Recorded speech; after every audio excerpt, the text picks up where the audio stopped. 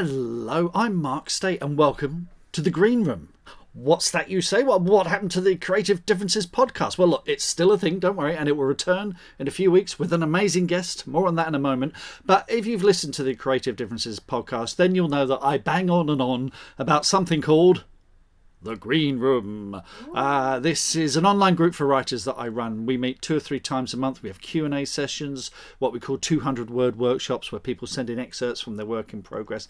And it's a community of just, frankly, amazing writers who support each other. We talk about the craft and we all become better writers as a result. Now, if this is something that you think you might want to get involved with, then just have a look at if you're listening to this, have a look in the show notes of the podcast, or you see up in the corner there that little QR code thing there we go. If you hold your phone over that will take you to a direct link. It's all run through a thing called Ko-fi, £20 a month, no long-term obligation or any of that stuff, so it's give it a go.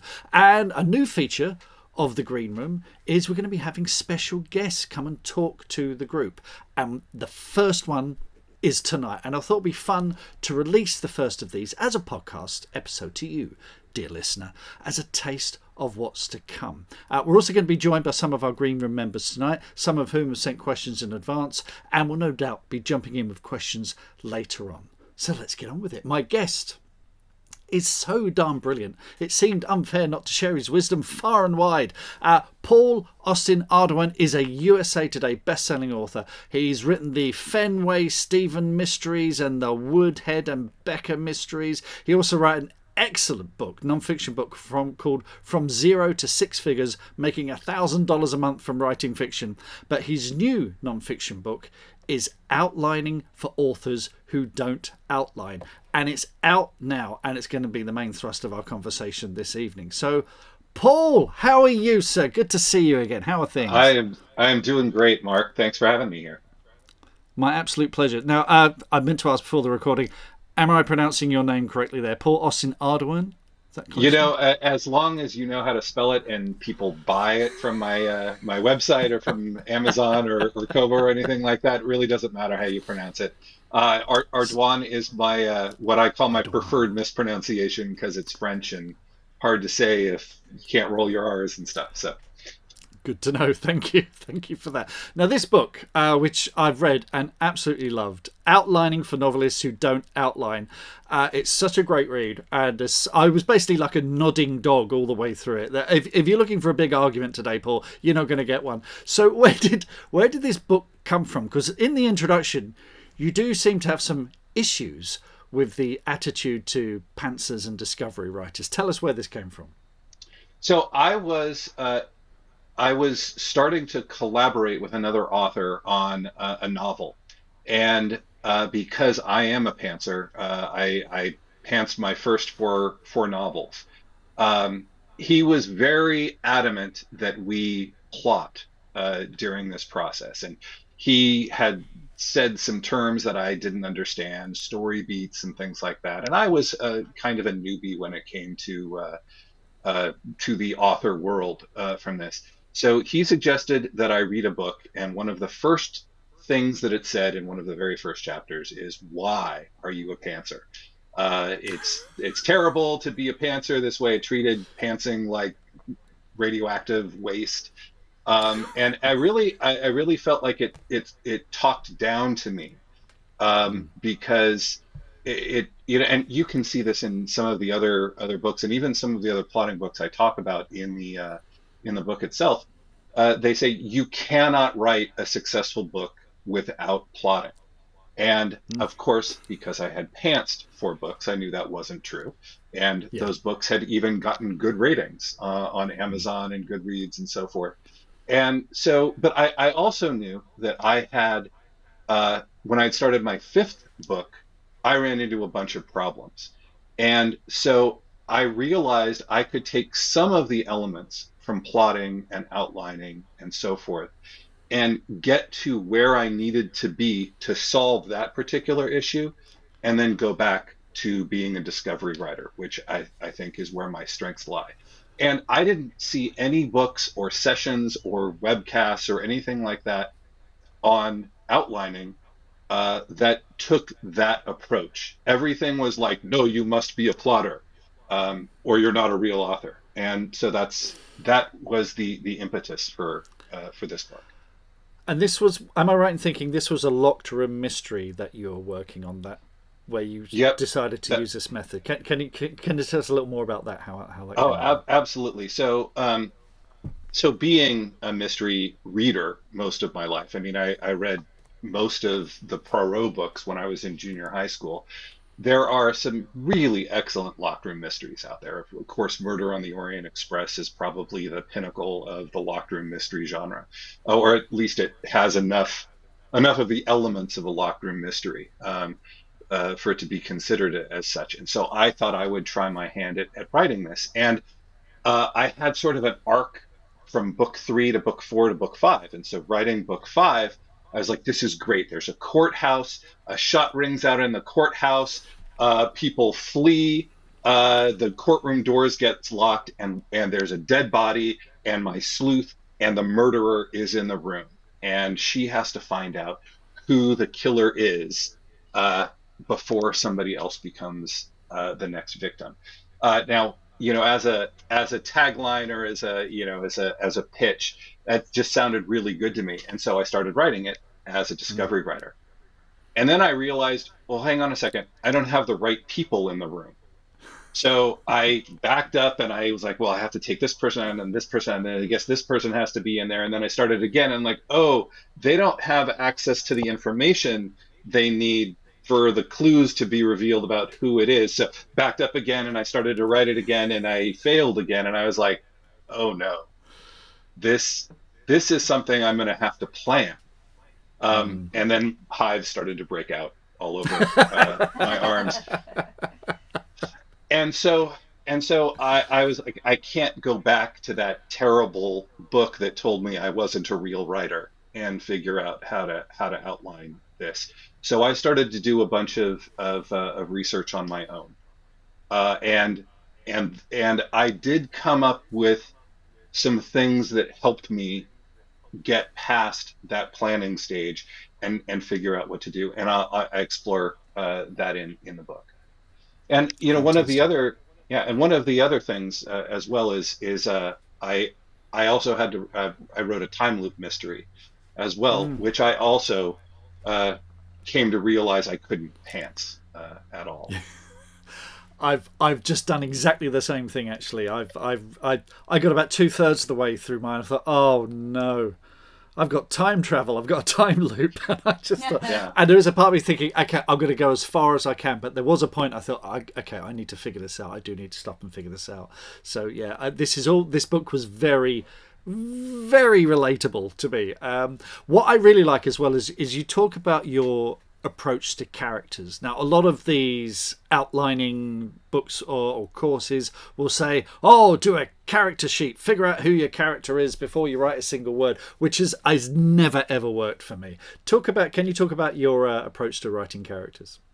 Yeah, I actually majored in creative writing when I was doing my undergrad. And I have never been so writer blocked as I've been with a blank character sheet in front of me. Yeah. I think Stephen King said it best. How do I know what the character is like before I put them in a situation and see how they react? Yeah. And that's exactly what I do. I might not even know what their hair color or eye color, and really, in a lot of cases, their hair color and eye color don't really matter, and they don't really express the important things about the character, which the important thing about the character is how do they react in these situations. So you put them in the situation and then you see how they react. And I get surprised by so often by how these people react. They'll say something that is a little bit of TMI, maybe, that sends a relationship that, I mean, it can change the whole course of a series. I had a tertiary character in my very first Fenway Stevenson novel, who I was like, oh yeah, she's the admin of the new coroner in there, and she's going to appear in 6, maybe 7 scenes throughout the course of the series, and they start talking, and she suddenly bursts forth with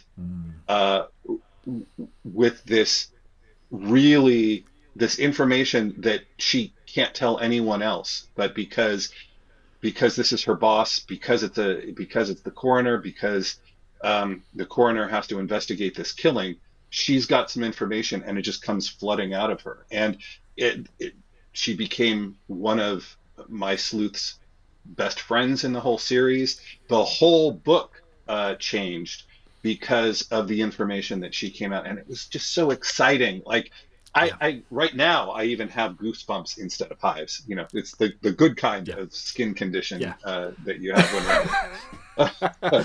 Now I love that. I love that feeling. I love that feeling because they will come out of nowhere. They will surprise you, and we talk about this a lot in the Green Room, which is that characters do not exist in isolation. They don't.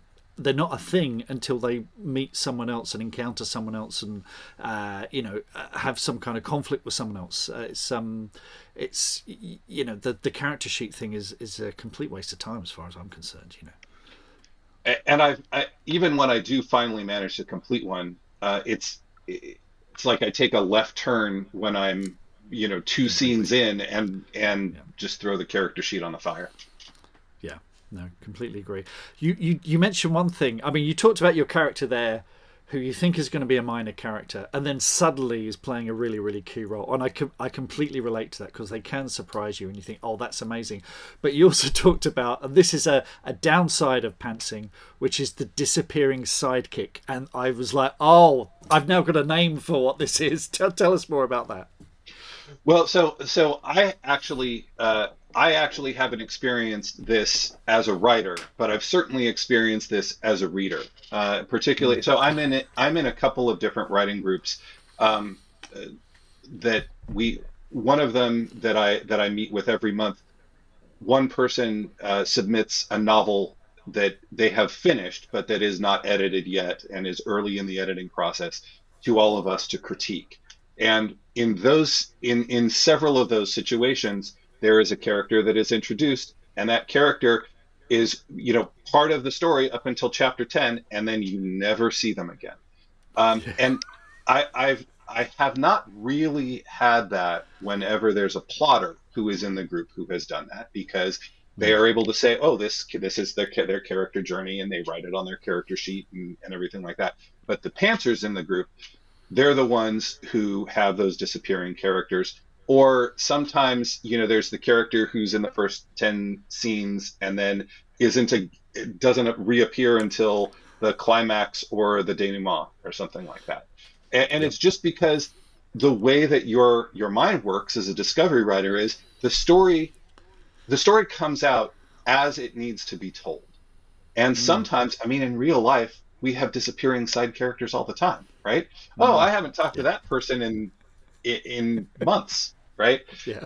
Now, if somebody was reading the story about, this doesn't make any sense, that character has disappeared for 6 months.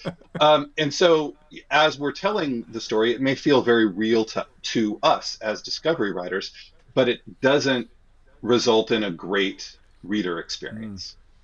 Yeah, no, I agree. And I've got first drafts littered with these, but then I go back and I see them as opportunities. I always kind of think, okay, imagine I'm an actor playing that part. I need to give them more to do. What is their role? And then you start looking at, and we'll come to this in a minute, you look at those classic structures, those archetypes of characters. You go, oh, he's a mentor, maybe, but he only appears in the first third of the book. How can he play that role all the way through the story? So I look at them as opportunities, because I don't know about you, if you're a pantser, are your first drafts a bit light, or are they running long? What's it? I am definitely an underwriter. I don't think I've had a single book in which my final draft isn't at least 10% longer than my initial draft. Yeah. But structure, let's come on to structure, because structure is often, I think it's one of the things that people get really, really hung up on, because we talk about the hero's journey, we talk about the 3-act structure and the monomyth and all that kind of thing, which I think that it has become popular because you can teach it, and you can sell a course based on this, and there's usually some geometric shape. There's the circle of story, the trapezoid of story, the Christmas tree of story, or whatever, and everyone's got their own version of it. But the problem with that story structure thing is they're often talking after the fact. I remember doing a course on screenwriting, and they were talking about Thelma and Louise, which is a perfectly structured story, and they're saying, oh, this happens on page 25 and this happens on page 50 in the last 10 pages of this, that and the other.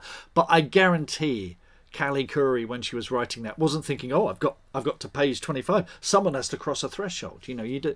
But as an editorial tool, those kind of things are useful, aren't they? Can you talk a bit about structure and how you use that?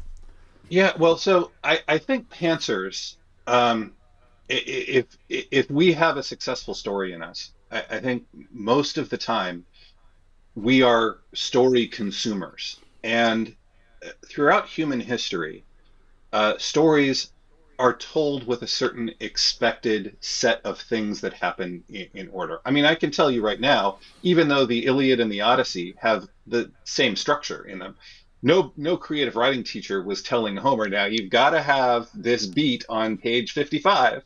I mean, it was an oral history, so in stanza 308 or whatever it is. But because our brains are wired like other humans' brains, we expect for stories to have certain spots in order where stuff happens. I don't think it's the twist has to happen on page 73, but if we don't have something like a twist happen on the equivalent of page 73, we are as a species expecting that. I talk a lot about how my creative writing undergrad was perhaps not the best teaching tool for being an author. But one of the classes that I took was all about how the human mind organizes information. And we expect the entire world to make sense in an order that we place upon it. When in reality, I was reading an article the other day, there's no such thing as a fish, right? The things that we say are fish, some of them are actually more closely related to camels than to goldfish, right? And because they have fins and they swim and they breathe through gills, we call them a fish, except for the ones that we don't, and that kind of thing. And I think stories are really the same way. There are stories that have all different shapes and are all different ways, and they can all be satisfying for readers, even if they don't fit into the monomyth box or the 12-step mystery box or the 3-act structure box. But so for pantsers, we don't like those boxes in general. And yeah, we can write something and look at it later and go, oh yeah, I followed the 12-step mystery pretty closely, or I followed the hero's journey pretty closely, or whatever. But there are times when you're like, well, this is interesting. This doesn't follow this real well, but my readers still like it. Now, there are times when you will do that and your readers are like, I don't know where you're going with this. And it's because you've flipped those expectations too liberally. But getting back on track and going, oh, I see where I went off track. Let me fix that. That's kind of where this book is trying to go and trying to help writers who have gotten off track. Yes, very good. The example I always give, there's a great episode of The Simpsons where they're watching an episode of Itchy and Scratchy, and Itchy and Scratchy go past a sign that says "to the fireworks factory," and they never reach the fireworks factory, and Milhouse is like, when are they getting to the fireworks? And it's such a great lesson in storytelling if you set something like that up. But also, if you're writing a murder mystery, a locked room thriller, you need to have that moment of catharsis where the killer is revealed in a way that is satisfying, in a way that we expect as thriller readers rather. So reader expectation is always on my, particularly when I'm redrafting, when I'm looking at structure. Do things hit the right place? Do they do we hit the ground running, or do we sort of ease into it, that kind of thing? So yeah, it's do you have a preferred story structure? You mentioned things, the monomyth, the snowflake, the 12-step mystery. Do you have a preferred one that you go to when you're working these things out? So before I started working on this book, I never thought of myself as having a set structure. that I write. But as I started researching all the different structures out there, and I think just about everything out there is some version of the 3-act structure, right? Yeah. You got to introduce your characters and introduce the problem, and then there's a whole bunch of stuff that your characters have to go through to solve the problem at the middle of in the middle act, which is the longest act, and then you got to wrap stuff up at the end. And whether that's in 2 pages or 20 pages or 100 pages, that's pretty much what every story does. Yeah. So beyond that, they're all just where is that middle coming in? How do you structure the middle so that it's pleasing to the vast majority of readers out there? So one of the things that I did once when I was trying to figure out what to do with that locked room mystery is I went back to the 4th novel that I wrote, which I was really quite pleased with, and I started to reverse outline it. So I took what was there, and then I, like, just a few sentences. Here's what happens in chapter 1, and then I would circle the important stuff that needed to be revealed in each of those chapters, so that it would make sense to the reader to read on. And actually, that was really helpful to me, because I started realizing, I could actually make the end of my chapters a lot more compelling, so that people will want to, okay, I know it's midnight, but I could read one more chapter. Yeah. Which I think my earlier work was sort of lacking. But aside from that, I could really tell that, oh gosh, this is a lot more structured than I thought it was. Like, I'm doing things here, and I looked at so there's a website called Anonymous Christie that does a 12-step that has a 12-chapter outline for it, and that webpage right at the top says you can't pants a mystery. It's one of the first things that it says. But I'm like, okay, well, I don't do that, and I don't do that, and I don't do that. But man, 9 of these chapters here are really things that I do in each of the books, and I address the same issues that are brought up in the things that I don't do. I'm really a lot more of a formulaic writer than I thought. And one of the things that this reverse outline made me do is I started looking at my other books too, and then I realized these are all 27 chapters. Every single book that I have pants so far is exactly 27 chapters. Wow. And then I'm like, yeah, The Dark Night of the Soul is right around the end of chapter 16. Sometimes it's 17, sometimes it's 15, sometimes it's 18.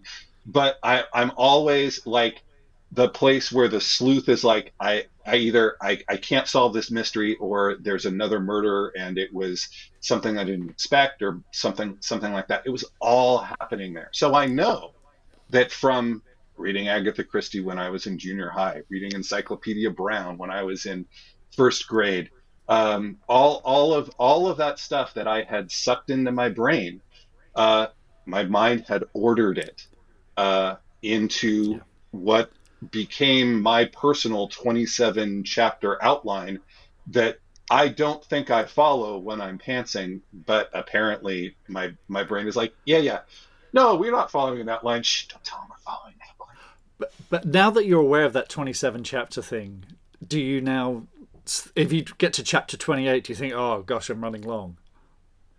Well, so when I get to chapter, so I also write linearly. I have in all of the books that I've written, I have written exactly 1 chapter out of sequence in the first draft.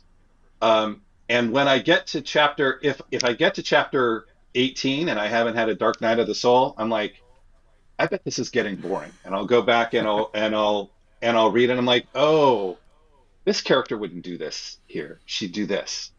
And as a pantser, a lot of pantsers are like, well, my characters are completely taking over my story. I'm not writing it. My characters who live inside my head are working like Remy the rat to the Ratatouille chef, and I'm just typing. the stuff that the characters are playing out in my head.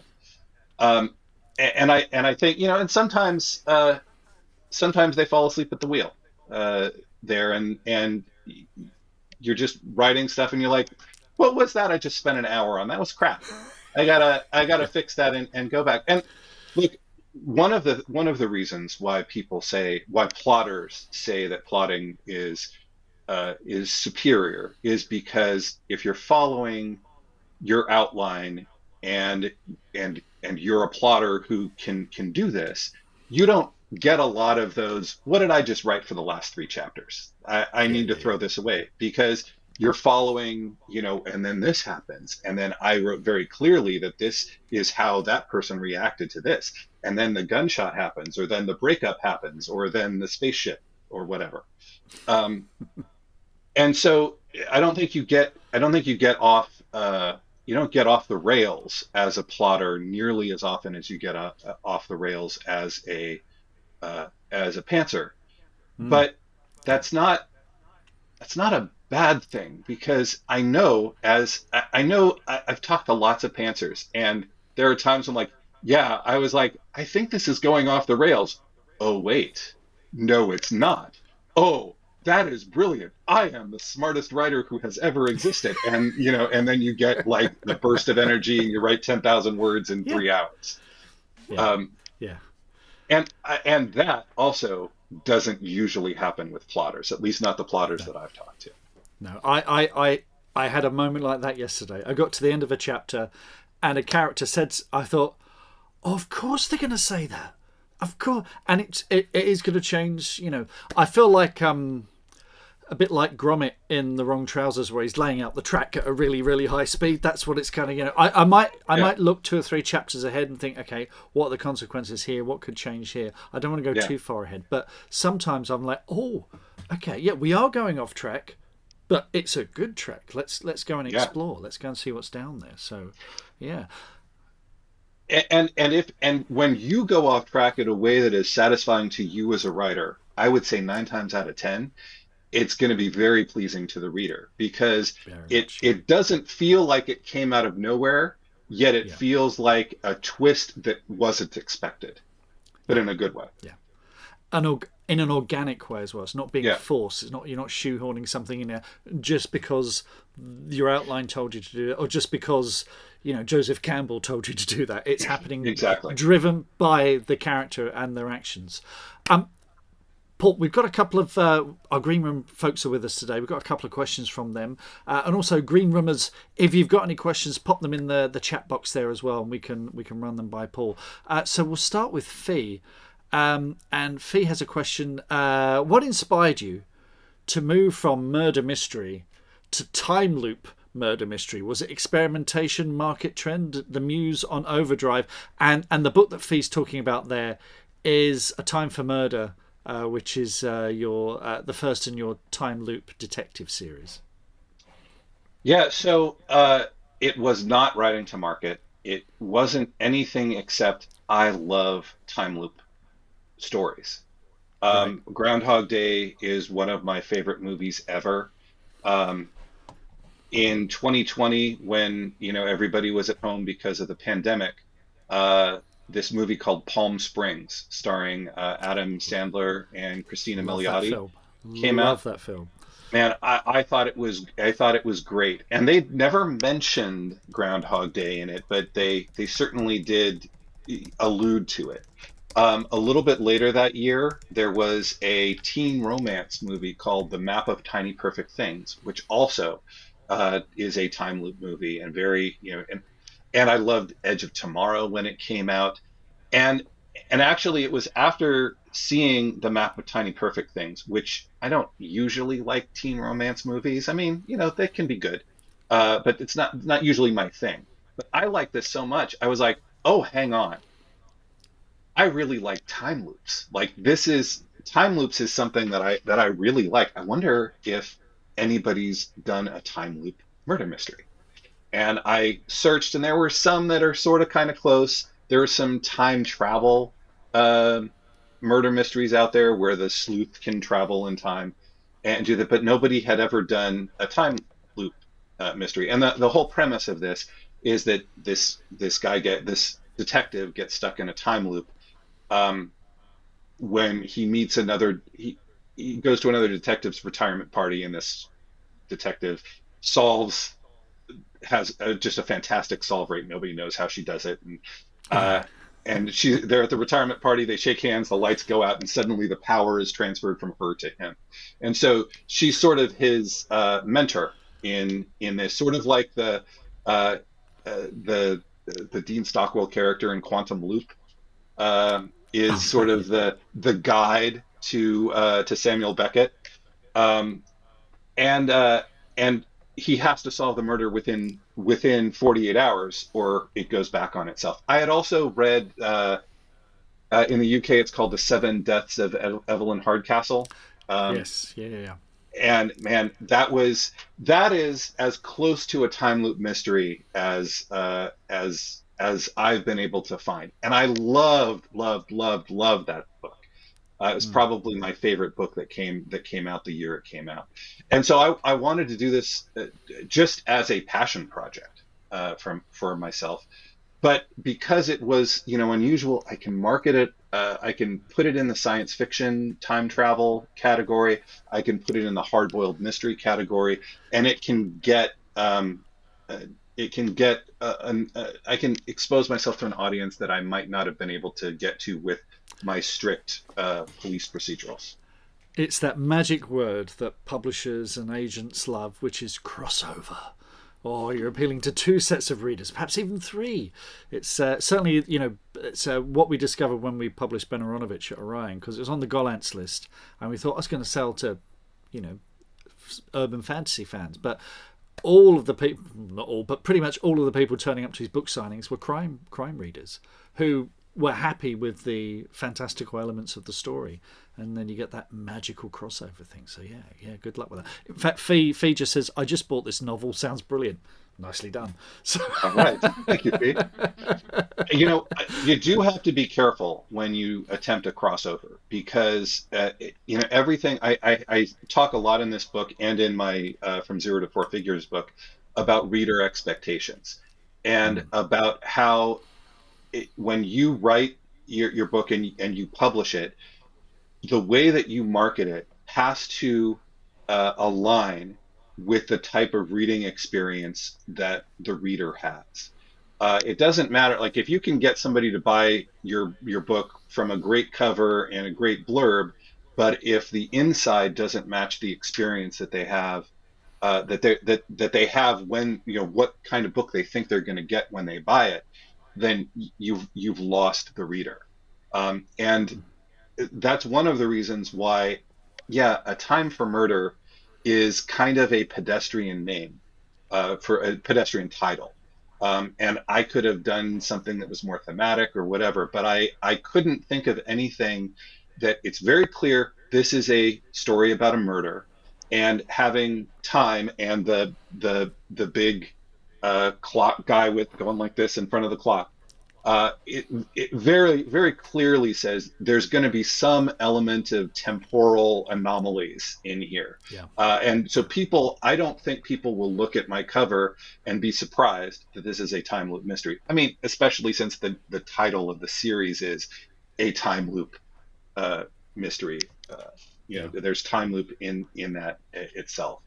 But I would be very careful trying to thread the needle on multiple genres, unless you can do. And actually, that was one of the reasons why I didn't write this story for a really long time, because I was like, it's going to be tricky to market this. But in the end, I'm like, I don't really care if this sells. It's a book I want to write. So. Yeah, you just described my entire career there, Paul. It's unmarketable books that I really enjoy writing. Danny has a question about. I'll get Danny to ask it himself. Danny, how are you doing? You got a question for Paul about the Lockroom mystery and backtracking? Yeah. So you mentioned at the start that that you kind of had to backtrack a bit when you were writing the murder mystery, the fifth one, I think you said, or the sixth one.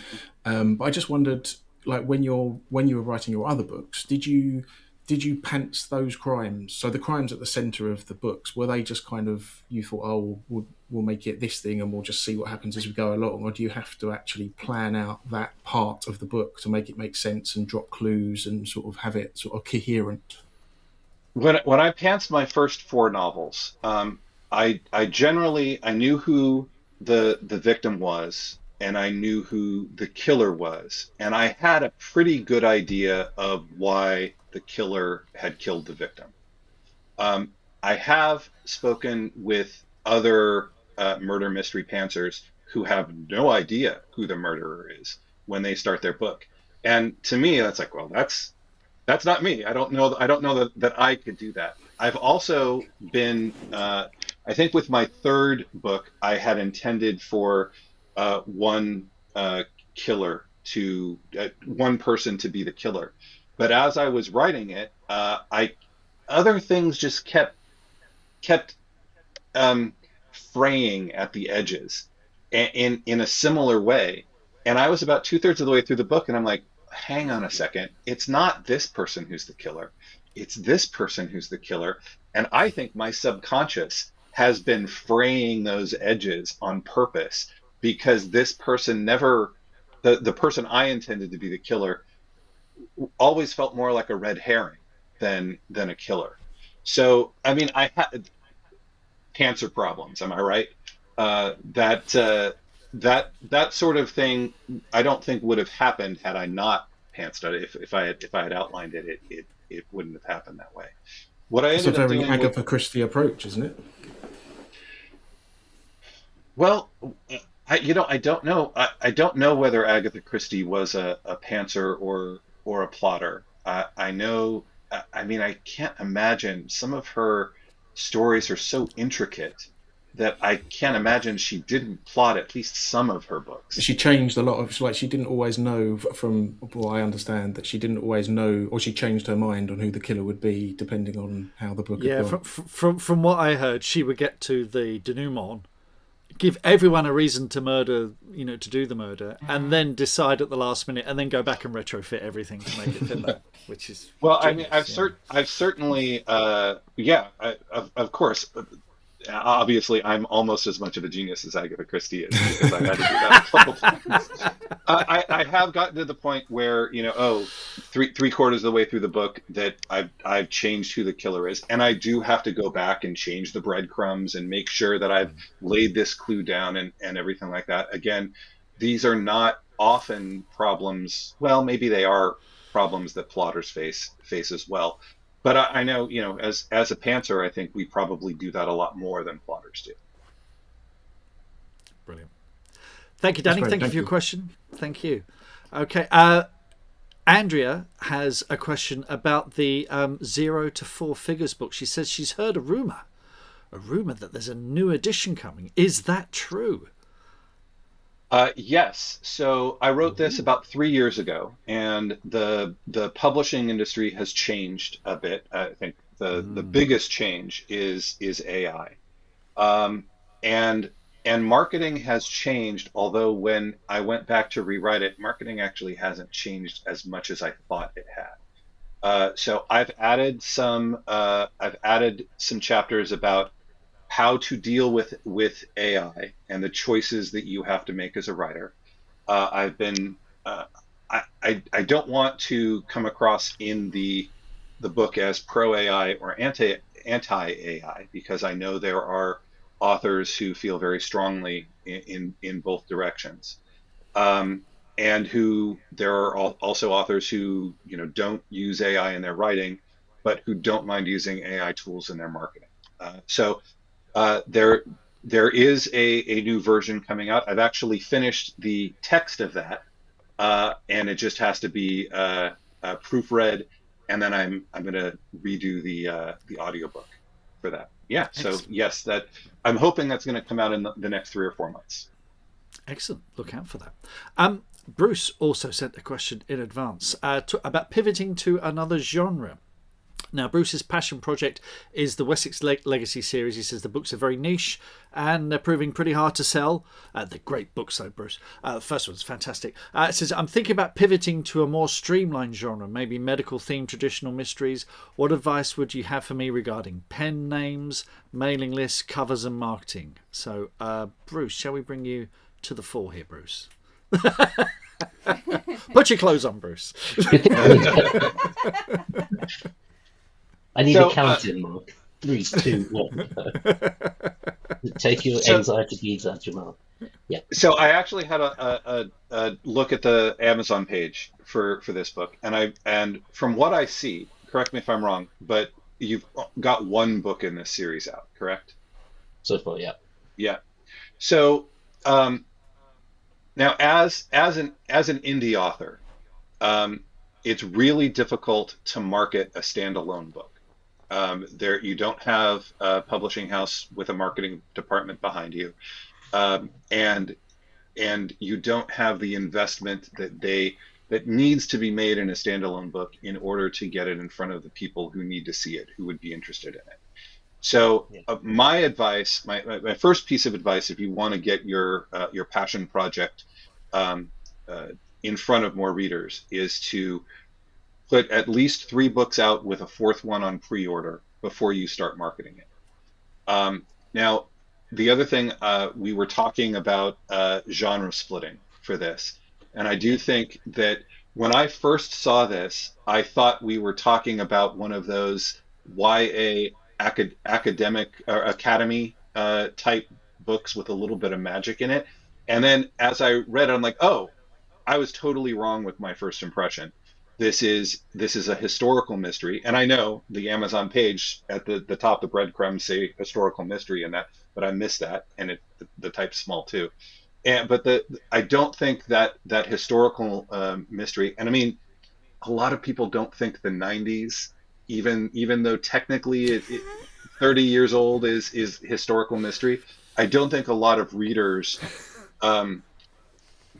align with that definition of historical mystery. So I would look at getting the genre of what that actually is, and a coming to age mystery set in the 90s in a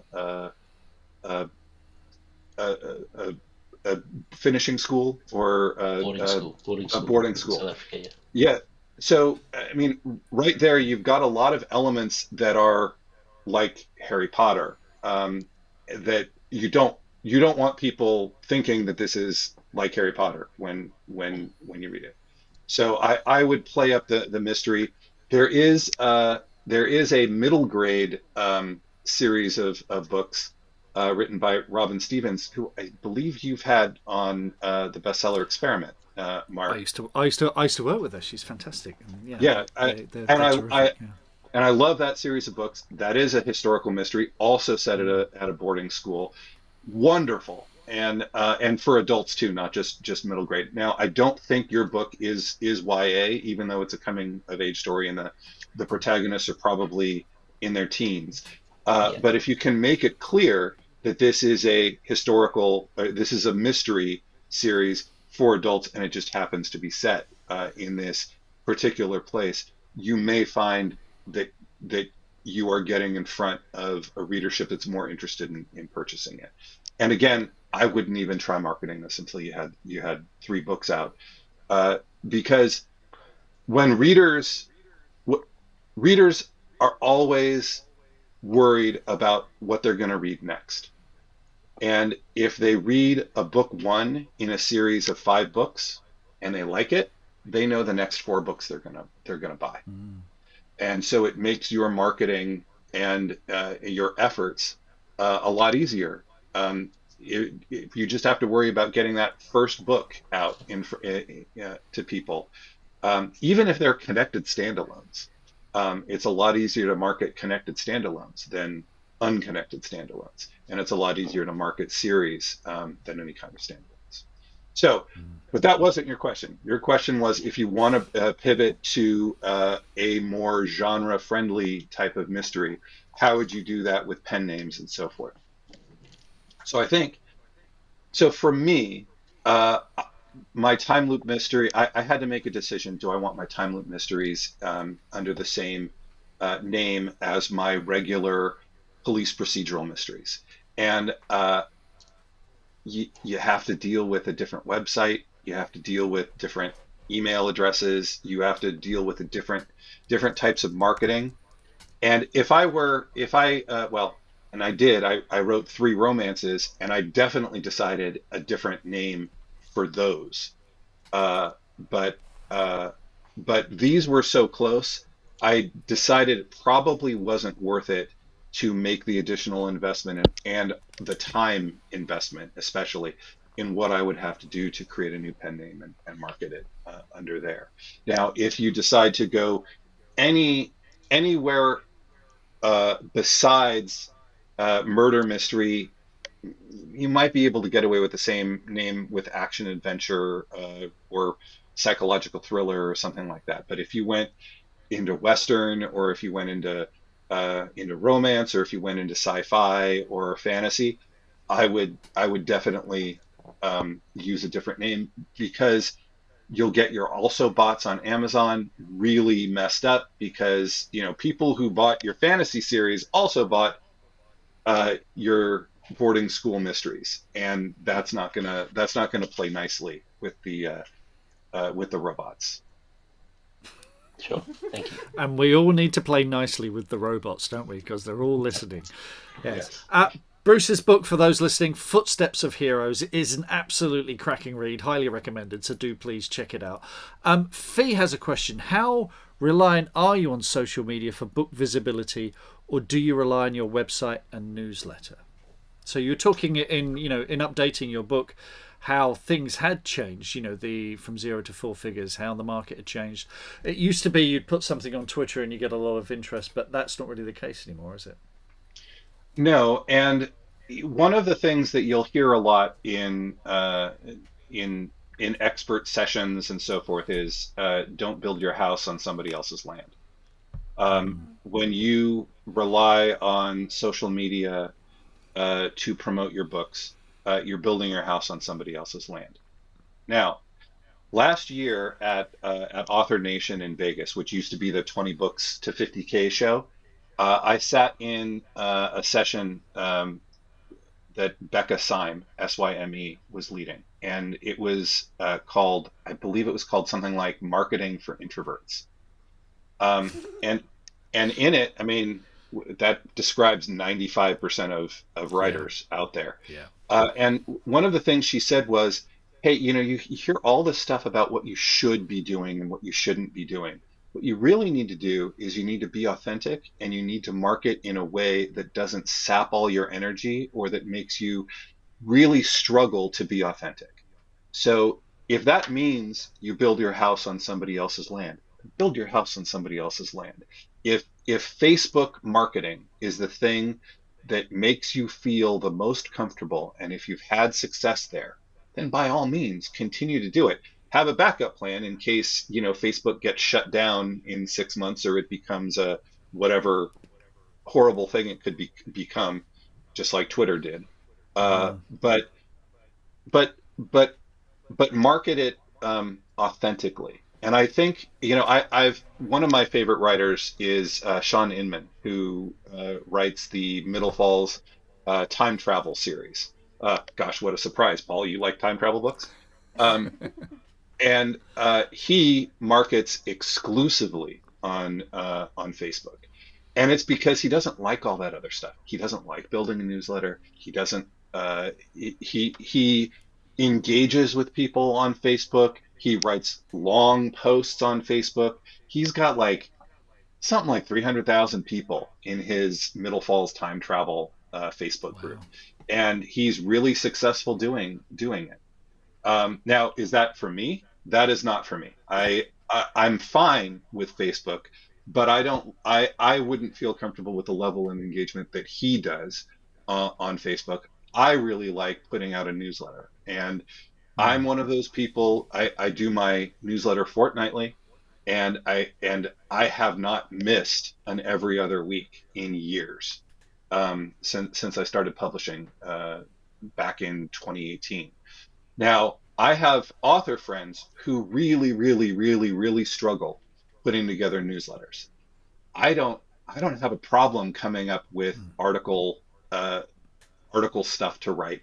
I don't have a problem saying, "Hey, my new book is coming out," and I release my books on Tuesday because my newsletter goes out on Tuesday. And so every time there's a new release, I can sync it. My news. I don't have a problem syncing it to my newsletter. Now, I mean, I could have it come out on Thursday. It's probably not a big deal, but it's what I feel comfortable with. It's how I feel authentic, and so that's the way I market it. Yeah, yeah. Are you it's you spoke earlier about collaboration as well. I just want to come back to the book that we were talking about at the beginning, outlining. Have you collaborated since? Because I think it was collaborating with someone that sort of made you think.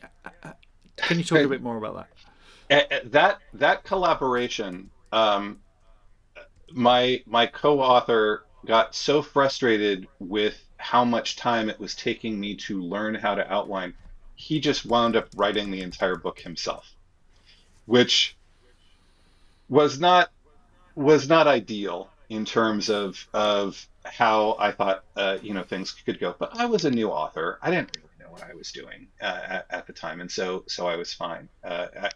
I was fine with that, and we're still great friends now. So it wasn't a problem, but it certainly wasn't what I expected, how I expected that to end.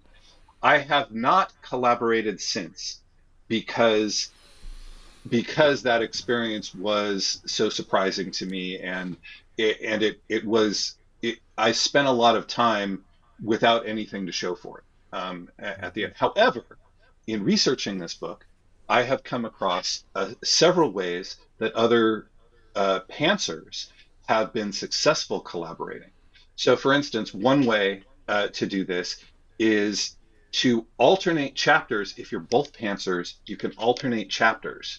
And you think one person writing is flying by the seat of their pants, two people writing and alternating chapters.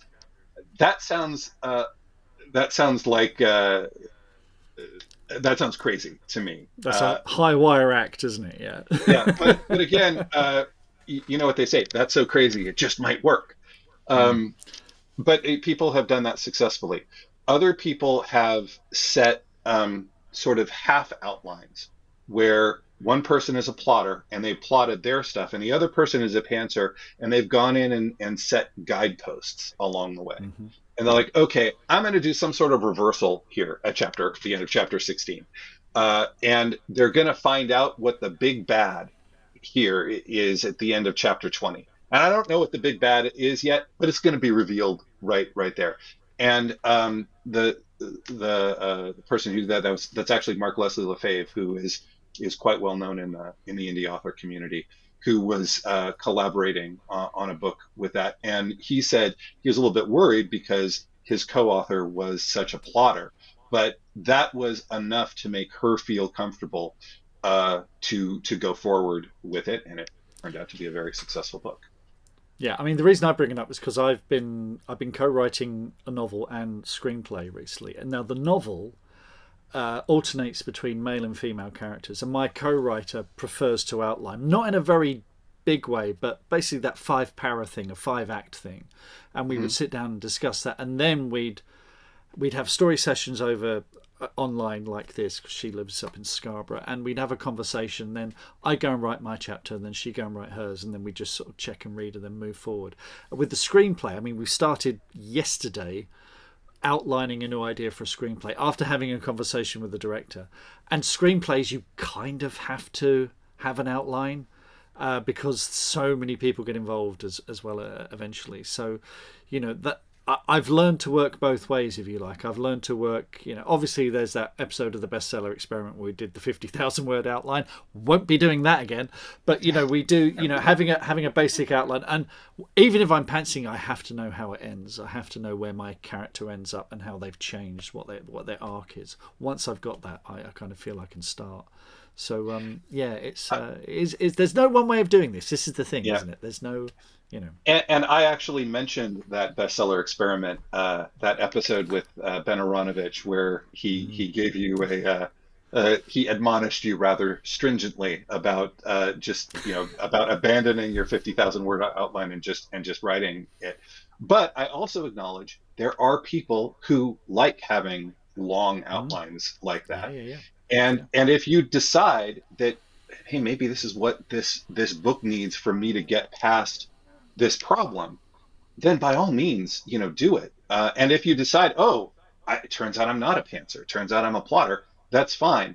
But the book really is like, solve your problem and then get back to the way that you are comfortable successfully writing. Absolutely. For that, and whether your outline is 100 words or 50,000, it doesn't really matter as long as the finished product is something that you're happy with and something that resonates with readers. Exactly. And frankly, there is an argument that the pantsed first draft is just a very long outline, because you're going to go back and fix stuff anyway. So,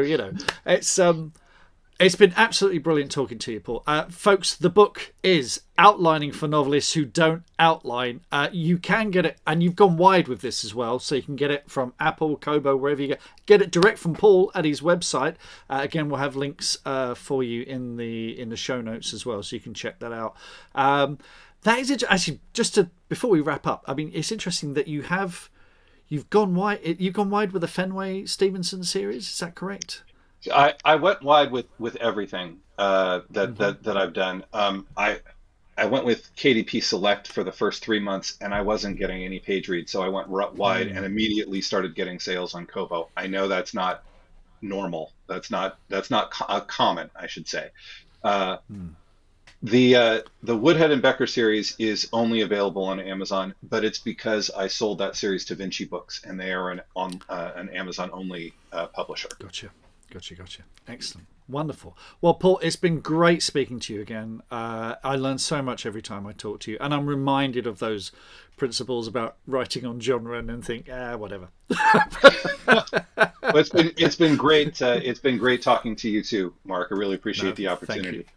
Thank you. And folks, listen, if you've enjoyed this special episode, consider joining the Green Room. Now, if you're watching on YouTube, we've got that little QR code thing up there. That will take you straight to the Ko-fi page. And if you're listening, there's going to be a link in the show notes. This is the kind of stuff that we discuss all the time.